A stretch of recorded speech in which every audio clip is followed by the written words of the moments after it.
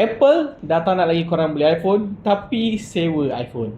Apple baru je perkenalkan Apple Upgrade, iaitu pengganti kepada iPhone Upgrade Program. Dan korang kena tahu yang Apple Upgrade ni, dia bukan macam installment biasa yang korang bayar bulan-bulan, bila dah habis, device tu jadi milik korang. Kalau untuk Apple Upgrade ni, dia jenis macam sewaan ataupun lease, maksudnya device tu bukan milik korang sepenuhnya.